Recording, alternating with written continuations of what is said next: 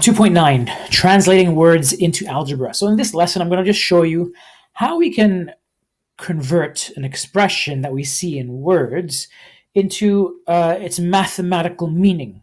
Okay, so there's lots of different kinds of words and expressions that you see in plain English, but you have to know how to translate them into a proper mathematical meaning. And it's important that we know how to do this so that we can create equations, solve problems, and all sorts of mathematics behind these words. Okay, so let's look at a huge list of words and examples that we can use, and as we go through them, you might develop your own sense of how to translate words that you see when we solve some problems.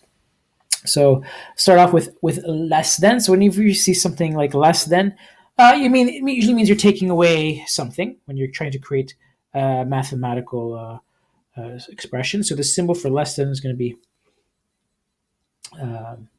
a minus. If you're comparing two values, and you could look like something like this, so a less than value. Okay. Increase usually means you're adding something.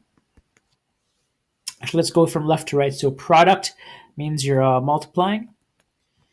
More than, okay, it means you're going to be adding something to a previous number, so something more than another number, you're going to be adding. Okay. Twice, so twice something, so 2 times a value. So you can just express this round empty circle as something that we're going to take twice of. Take away means we're going to subtract, take away. Sum means you're going to add half of, so you're going to multiply whatever you have times 1 over 2.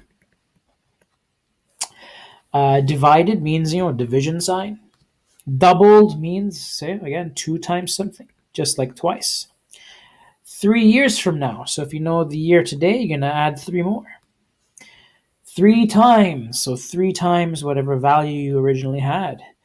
The difference, so the difference is represented by a subtraction sign. Is, so this is one thing that always gets the students. Whenever you see the word is, like, oh, this watermelon plus this orange is 2 fruits. 1 plus 1 equals 2. So the is always represents an equal sign.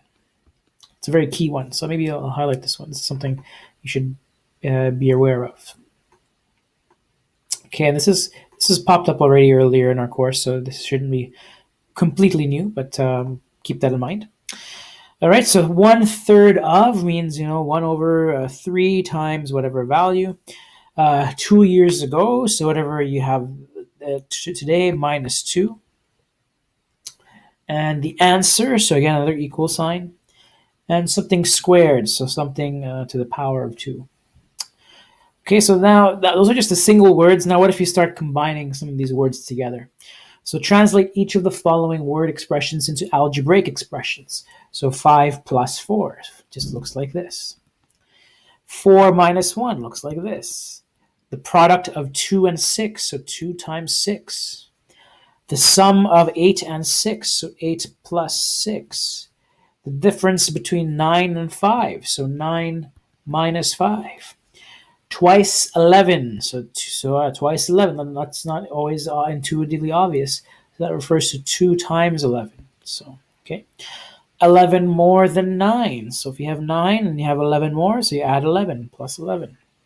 That's what I was saying, more than means plus. 6 less than 50, so you start off with 50 and you subtract 6. 10 divided by 2, so 10 divided by 2. 20 increased by 5, so you start with 20 and you add 5. 5 times 7, so 5 times 7. And 3 over 5, 3 over 5. Okay, moving along. Translate each of the following word expressions into algebraic expressions. So now we can include some variables into this because we've been studying polynomials and equations. So here we go. X divided by y would look something like this. X over y. The amount A less the interest. So A minus the interest. The sum of A and B. So you add the A and B together. The sum of a number n and 1/2 that number.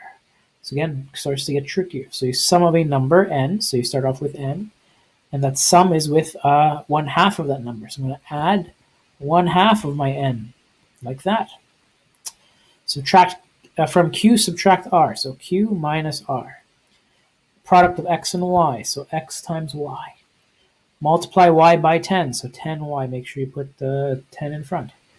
The product of the rate r and the time. So r times t. The sum of the squares x and y.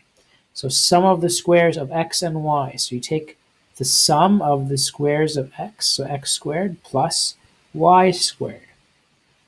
Okay. So again, sum of the squares. So sum, you have to have two things. What are your two things? X and y. But they are the squares of x and y. That's why I'm squaring each of them. Okay, 1/2 of the sum of x and y. So here's my sum, x plus y. And I'm taking 1/2 of that sum. That's why I put x plus y in brackets. Right, part 4, translate each of the following word expressions into algebraic expressions. Use x for the unknown number. So twice a number, then increase by 4. So here's my number. I'm going to take twice the number, so 2x, then increase by 4, so plus 4. The sum of a number and a number squared. So here's my number, x, plus a number squared. 5 less than 8 times the number. So careful this one. So 5 less. So you have something minus 5, right? What's that something? It's 8 times the number. So 8x minus 5. 12 subtracted from a number. So here's my number, and I subtract 12. 3 times the sum of 4 and a number. So here's 4 and a number. So 4 plus x, that's my sum. And 3 times that sum. So 3 times 4 plus x. Make sure your 4 plus x is in brackets. And the product of a number and 3. So you take your number x and you multiply by 3. So 3x. And then we have the sum of a number and 5 decreased by 1. So here's a sum of a number plus 5. And I'm going to decrease that by 1. So take away 1. And there you go. So I'm going to give you some practice problems that you can work on translating words into expressions, mathematical expressions.